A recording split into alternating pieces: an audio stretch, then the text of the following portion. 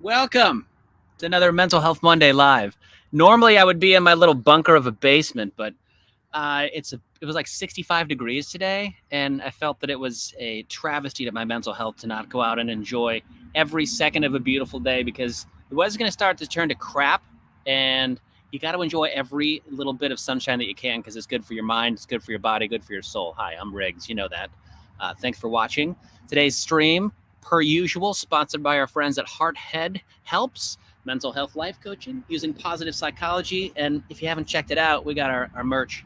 They're very cozy, very soft Hearthead hoodies.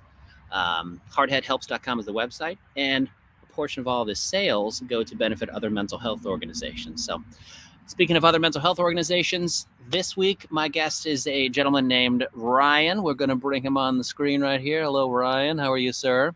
I'm doing great, Riggs. How are you, man? Good. The pronunciation of your last name is up for debate. So how would you prefer it be pronounced? Because one of them is your German ancestry and the other one is... I would say Kanouff. Like, I've had teachers call me Jack, and then my last name, it's great. Right. Or my mom would say I've had a Kanouff of this. Like, okay. Kanouff of you. Well, what matters, I think, is your what you've been up to lately. Probably over the last year or so, I've been paying attention to you because you, like me, enjoy jumping out of perfectly good airplanes, which is amazing. And that's a common love, bro. Yeah. And Movember, speaking of other organizations, Movember is one of the organizations that you have kind of paired up with and raised some awareness for Movember and men's health, men's mental health, men's physical health, prostate cancer, testicular cancer, mental health, all that stuff. And of course, men die by suicide at a much higher rate than women. Men are more likely to suffer from depression and anxiety without reaching out for help. So having people like you and people like me and men reaching out and talking about it is always important. So how did you get your start with like your advocacy? Like what jump started you to get involved with Movember and men's mental health? Well, I think I first heard of Movember when I was in high school still, but Movember wasn't really big in the United States. Movember started overseas in the UK, and it started with just like 5 guys, grew to 30 guys, growing mustaches for a reason, for a cause, and now they're the largest men's health charity in the world. Nice. And my friend from Tasmania, actually, shout out to Bert Taylor, he's also a skydiver. You might know him. He jumps up there in Twin Cities. I might. By the way, you've done something amazing with your skydiving. We'll get to that momentarily. But yeah. For that, he invited me onto his Mo team maybe 2 seasons ago, and I started to learn about what Movember was actually about and what they really did and all the health initiatives that they're giving so much funding to. They have open source accounting, so you see where every dime goes. I like that. When I learned all of that, I wanted to be a part of it. And that was before pre-pandemic and the world shutting down and people really dealing with isolation and depression on a scale that they had never dealt with it before. Yeah. And I lost one of my childhood friends to a mental health crisis, unfortunately. And my grandfather followed shortly after that, maybe 2 months or so. So it was a kind of a devastating time for that mental health thing in my personal life. And then one of my best friends and first skydive students and tunnel students also lost that battle to depression. And I was just fed up, Riggs. I was done, man. I kind of locked myself in my house for a while because things were going crazy and I was suffering myself. And I sat there and really thought about it, and I didn't want to suffer myself. I mean, nobody wants to suffer, but I didn't want everybody to keep falling in that hamster wheel where, all right, we're upset. I'm going to recluse. I'm going to seclude myself and be upset until I'm not upset anymore. And then I'm going to come back out into the environment of my friends and family and work. Or I'm going to start diving into alcohol and drugs and coping in negative ways that just mask what I'm going through. Absolutely. And kick the can down the road.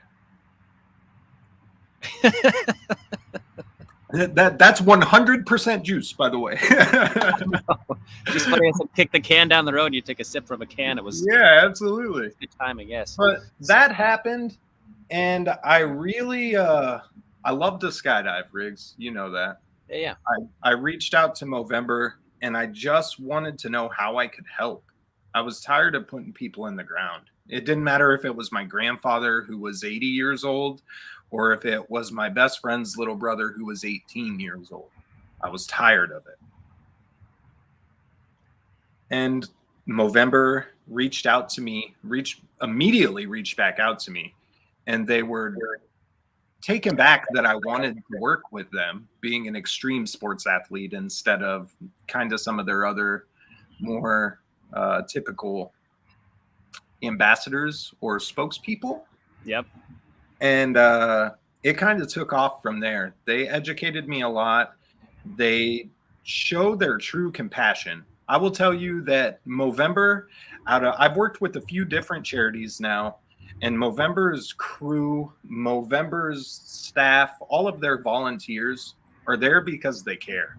And that is something that means more to me as an advocate and an ambassador than anything. I don't care how much money the CEO of a charity makes, unless it's too much. And I think there's 3 people at Movember that make more than $100K a year, and it's like this much more. I did and my probably, and those guys are probably working around the clock to. Yes, you should see what they do. Even the CEO or the director puts his life into Movember, and it shows in the lives that they change. Yeah. Movember, basically, it's the mustache. You see a lot of people growing the mustache. Mine is terrible. Like, I can't grow a mustache. It just looks like a lawn in distress, even after like a month. Like, I'll go a full month, dude. You got one on your finger. Did you see that? Yeah, I'm a Mobro for life. That's a tattoo. That's awesome. That's but awesome. Look, this is day 8, bro. I'm with you, Riggs. No, but you've been able to grow one. Look at, like, tell the people, by the way, what you did to raise awareness for Movember, the men's health organization. Yeah, so you decided to do something with skydiving that was pretty outstanding, and I'll show some pictures from your Instagram while you tell people what you did. Go ahead. Well, I reached out to Movember, and in 2020, they had planned to do a world record, a Guinness World Record. They were going to do the most self-examinations worldwide for testicular cancer, but because of the lockdown and pandemic and everybody's lives changing the way they didn't get to do that. So I kind of talked to them. I had this plan of doing the most naked skydives in 24 hours, and we came together with teaming up on that. I didn't get a jump for 24 hours. Unfortunately, it was a heat index that day, and my team put their lives out there. Isn't that the best picture ever? That is my favorite picture. Is that a milkshake? What is that? Is that a beer? What is that? That is definitely a summer shandy, and I'm covered in whipped. They pied me. How didn't I expect to get pied, Riggs, when I landed? Eating donuts in your birthday suit? I haven't looked at some of these in a long time, man. 5 months. So I did. I set the world record for the most naked skydives in 24 hours. I accomplished 60. I did 60 because 60 men globally every hour take their own lives, and that's 60, way too many. Yeah. So right now, Movember has instead of just grow your mo, save a bro, they implemented Move for Movember. So if you can't grow a mustache, or if you can't for work, anything, you have a reason, your Riggs, your mustache doesn't grow. You can run or bike or walk or just move 60 miles over the month of November, create a Mo space, and it'll do the same thing and have the same benefits in helping lives and helping men around the world as if you were to grow a mustache. I like that. I like that.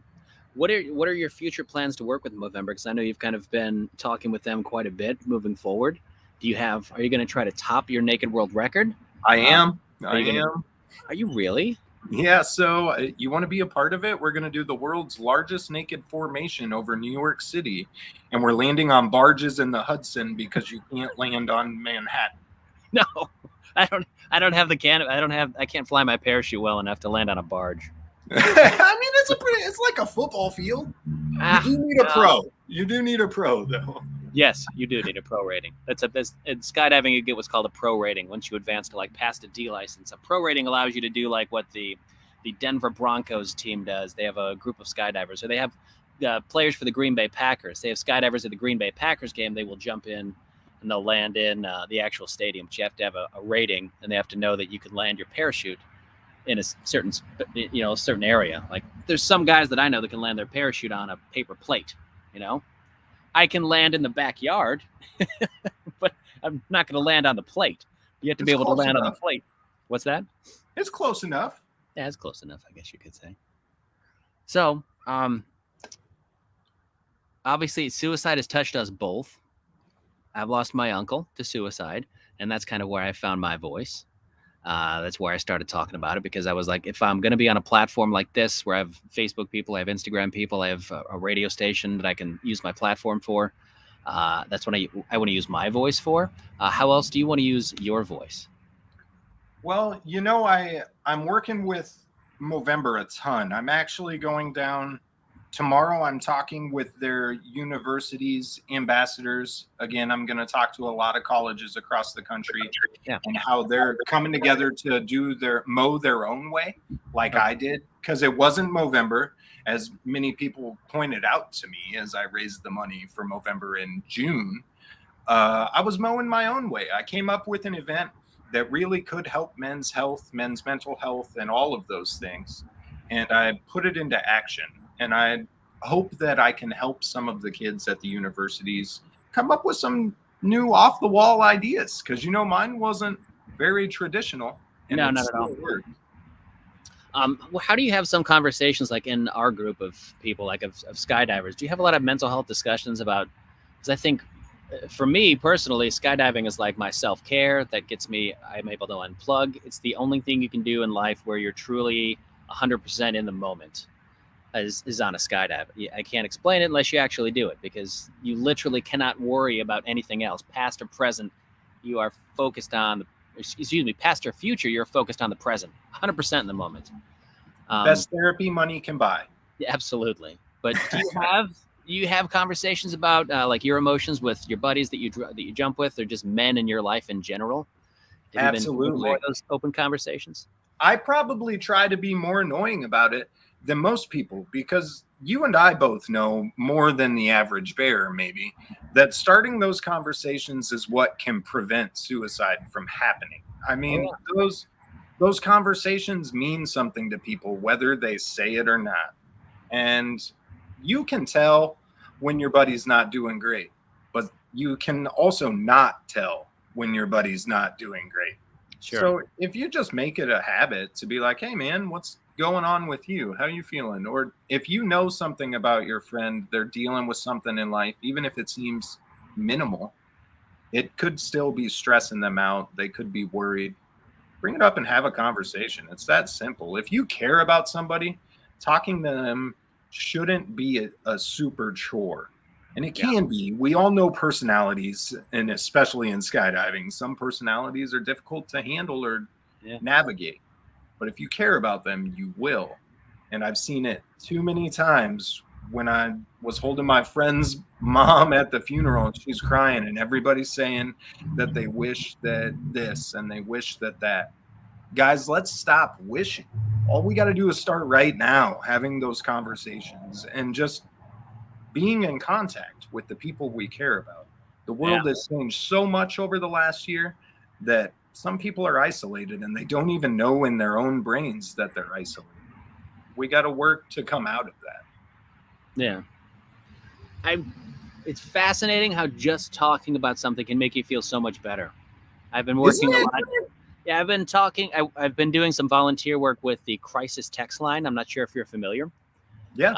There's the National Suicide Prevention Lifeline, which is 1-800-273-TALK, or you can text hello to 741-741. You can be connected to a crisis text counselor. I went through like a 2.5-week training course to be certified to do this, and the conversations that I've had with people the messages that come in, you can tell these people are frantic, they're panicking, they don't know what to do. They're like, you can sense from the way that they're typing that they're freaking out.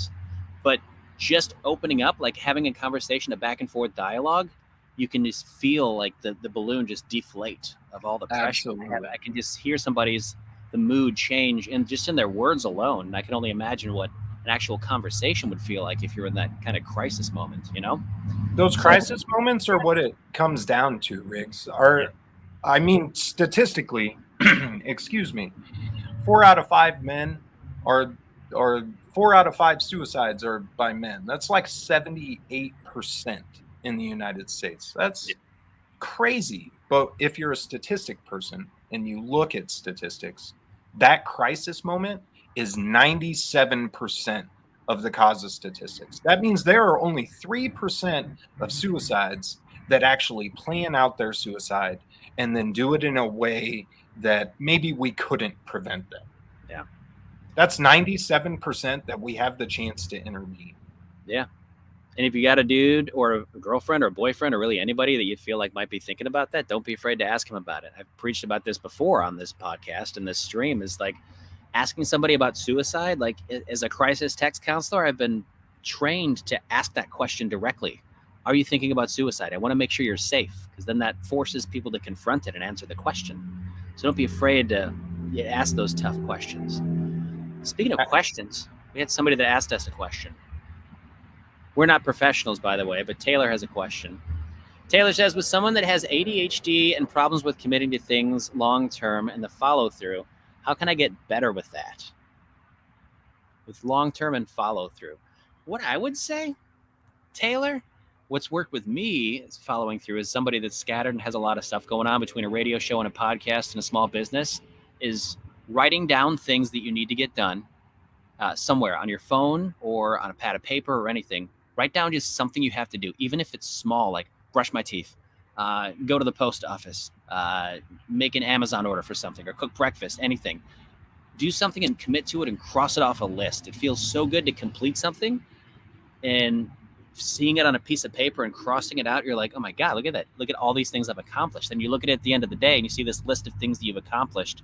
And now you're starting to feel good about yourself because of the things that you have done instead of all of the things that you didn't do. Because there's a million things in a day that you could probably do, but you can't do a million things in a day because you don't have a million minutes in a day. So you can only do so much.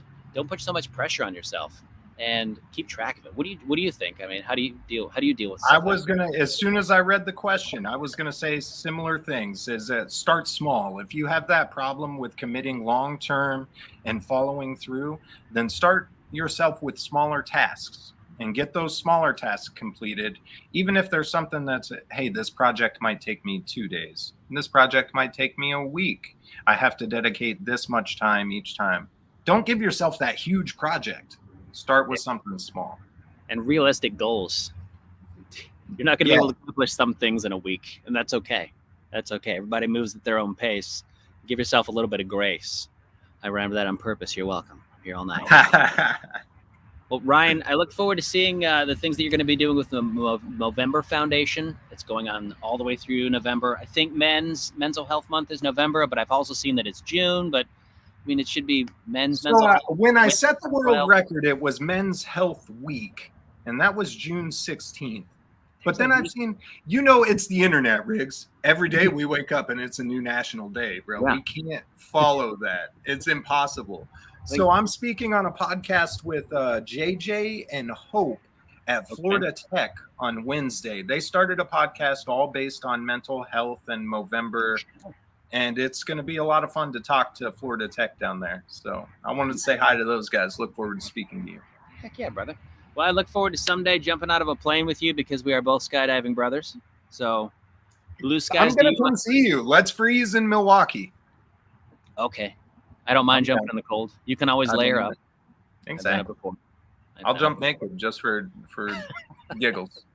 Dude, the father of naked skydiving makes a naked skydive every month. And he's made a naked skydive at least once a month, every month for like 17 or 18 years. I know. Dawson is crazy, bro. He's the true naked skydiver. So many of these interviews and things I've done, people have been like, Ryan, the naked say I have to correct them. Like, hey guys, no, I did some naked skydiving, but the naked skydiver is that Godfather right over there. Oh yeah. Yeah, he's like he's a Michael Jordan of naked skydives. Yes. 866 was mine with him. He jumped with me during the record day, and I was his 866th naked jump. Nice. I got a number. You got a number called the SANS number, SANS, the Society for the Advancement of Naked Skydiving. My number is 70. What did you get a number? Yeah, mine's 120. 120. Nice. Well, I did mine a while ago too. So yeah. Cool. 120. Well, but we're the single digits. Everybody else has like 1,000 numbers. I know, right? They're big numbers. I almost had 69. It's very close. Very close. I wanted that for the record, but our airport code is NE69, so I really wanted 69. But with the heat index, they cut me. It's such a dude thing to do. Perfect ending to Movember, which is for men's mental health. Ryan, Absolutely. Thanks so much for what you do for men's mental health awareness. By the way, Johnny says hello. Johnny Blackshear says he can't wait to talk to you as well. Hey, that's the Florida Tech guys. Hey, yeah. Johnny. Yeah, that's JJ and Hope down there. I'm going to be talking to them on Wednesday, guys.